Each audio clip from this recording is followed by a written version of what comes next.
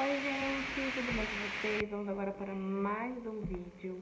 Nós vamos falar sobre a organização político-administrativa do nosso país, tá bom? Está lá no nosso livro de Geografia, na página 27, tá? Vamos iniciar. O território do Brasil está organizado de acordo com o artigo 1º da Constituição Brasileira. Artigo 1º diz que a República Federativa do Brasil é formada pela união indissolúvel dos estados e municípios e do Distrito Federal. Constituem-se em Estado democrático de direito, tá?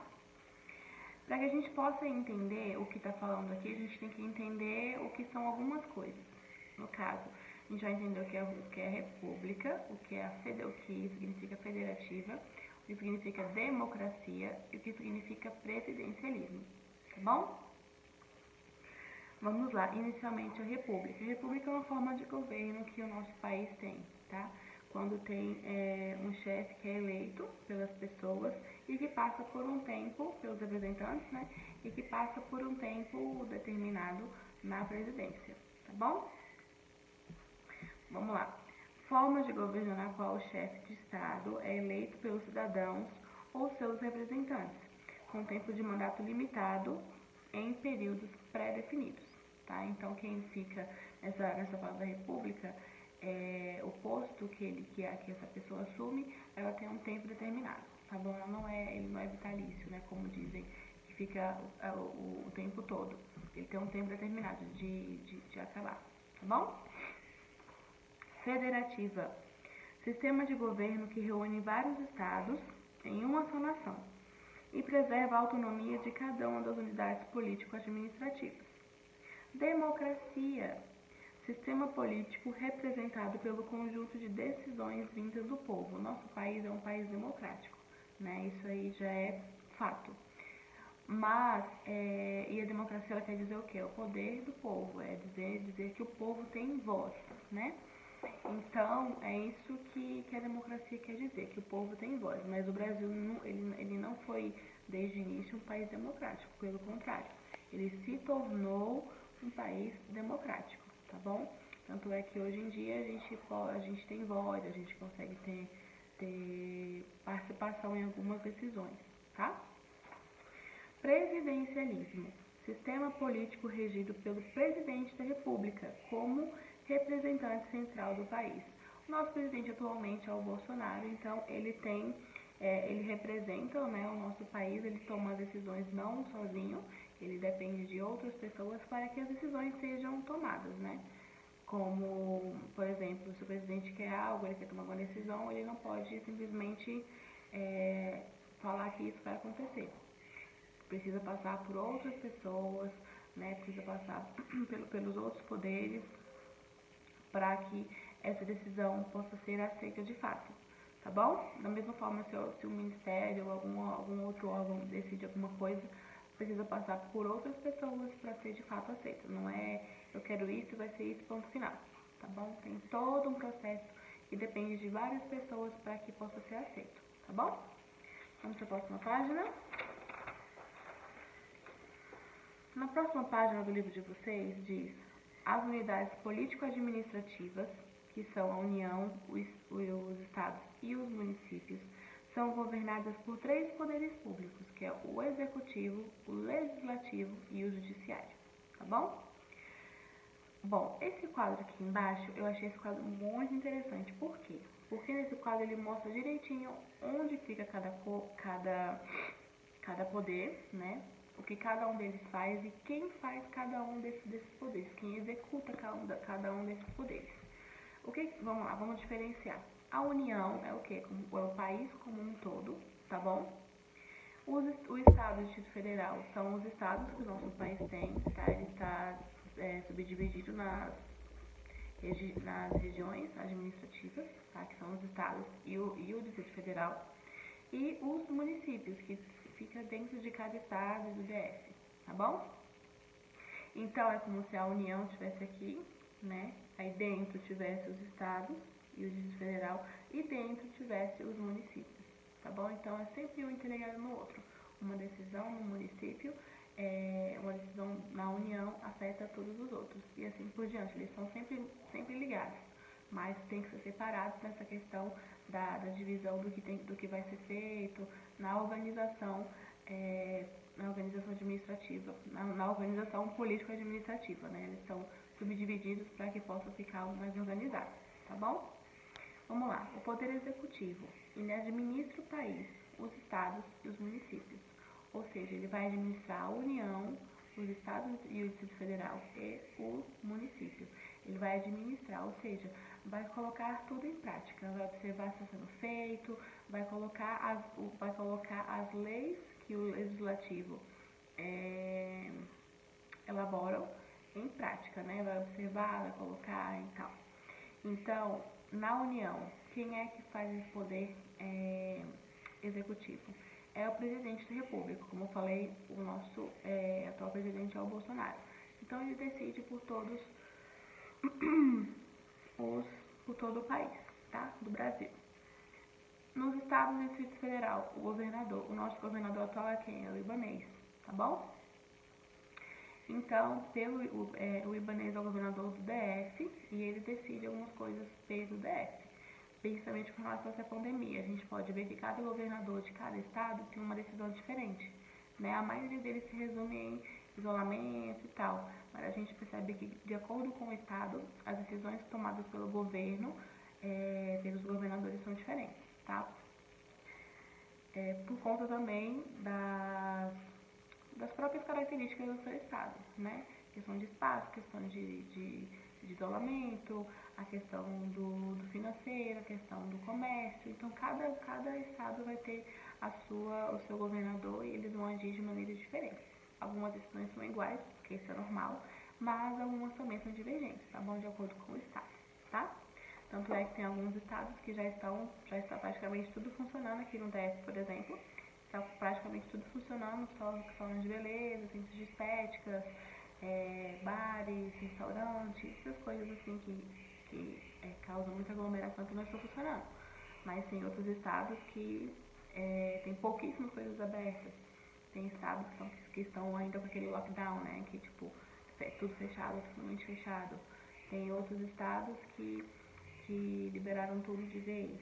Tem outros estados que liberaram só algumas coisas, né? Então, as decisões vão depender muito do seu governador e das características e condições de cada estado, tá? E nos municípios, quem cuida desse poder executivo são os prefeitos, tá bom? Vamos lá, o poder legislativo. O poder legislativo, ele vai elaborar as leis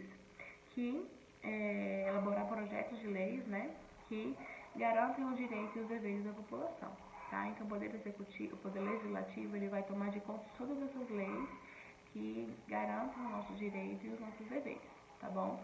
Mas é aquela coisa, a gente tem que fazer por onde? A gente tem que cumprir essas leis, esses direitos, para que a gente esteja sempre de forma correta. Porque se a gente não tiver, ou se algum órgão, se alguma loja, algum ambiente, algum local desobedecer essas ordens, o Poder Judiciário, né, que ele faz o quê? Ele preserva o cumprimento e o respeito dessas leis e ele acaba tomando as suas medidas.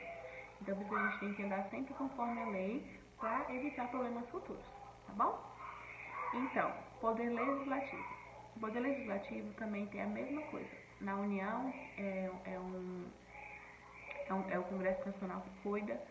Nas unidades, nos estados e no DF, é a Câmara Legislativa que cuida.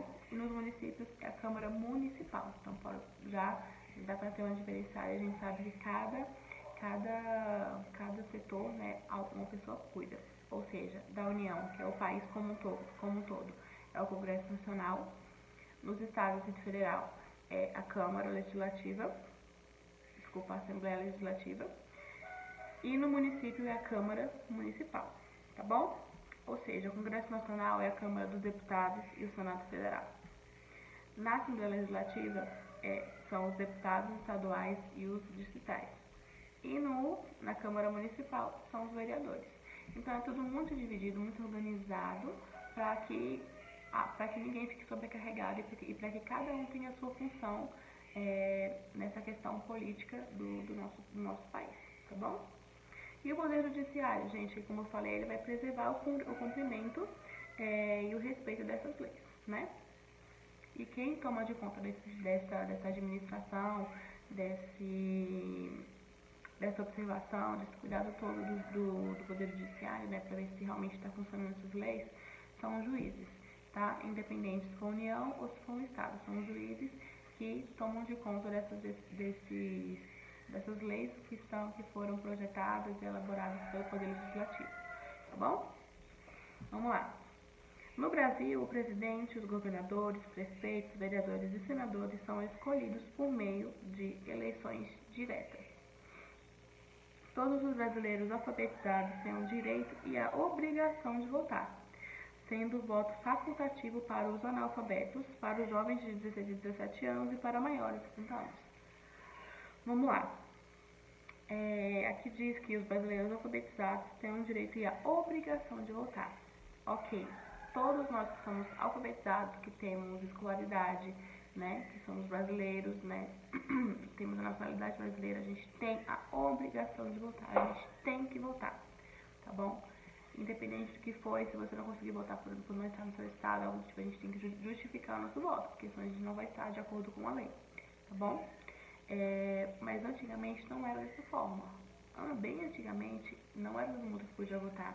Eram pessoas, homens acima de 21 anos, mulheres não votavam, só votava quem tivesse poder aquisitivo maior, tá bom?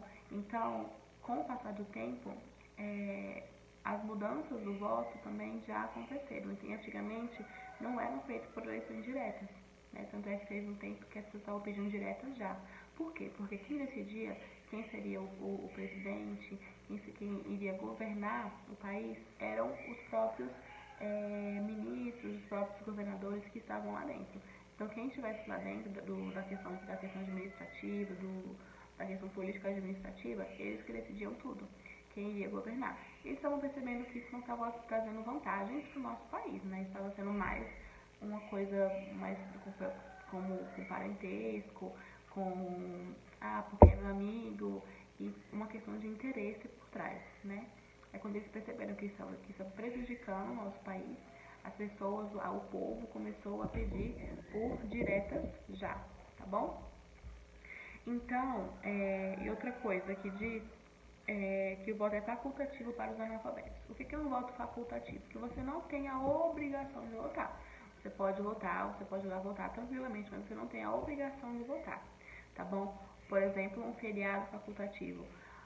Que alguns feriados são facultativos, né? Que vai depender do local se vai fechar ou não. Por exemplo, tem um feriado tal, feriado X. Aí o presidente diz que esse feriado é facultativo, né? A decisão é que esse feriado é facultativo, é um voto facultativo.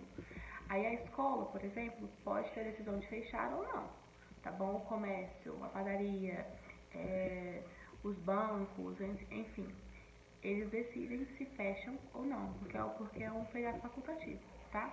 Eles têm a liberdade de poder escolher se sim ou se não. Da mesma forma é o voto para os analfabetos, pessoas de 16 e 17 anos e maiores de 70, tá? Eles têm o seu voto facultativo, mas se quiser votar é muito importante, porque quanto mais votos a gente numa pessoa correta, mais chances de pessoa ganhar a eleição, né? Então, por isso que a gente tem que ser muito consciente no nosso voto. A gente tem que estudar muito, para que a gente faça uma escolha bem consciente, né? Vamos lá. Na página 29, 30 e 31 e 32 são os deveres de vocês, tá bom? Vou colocar nas instruções desse vídeo, bem direitinho para vocês fazerem a atividade, tá bom? Eu espero que tenham gostado, que tenham entendido. Qualquer dúvida, qualquer comentário que vocês tenham para fazer com relação a essa aula, podem colocar aqui no vídeo também, tá bom? Eu vejo, eu respondo, tá? Um beijão!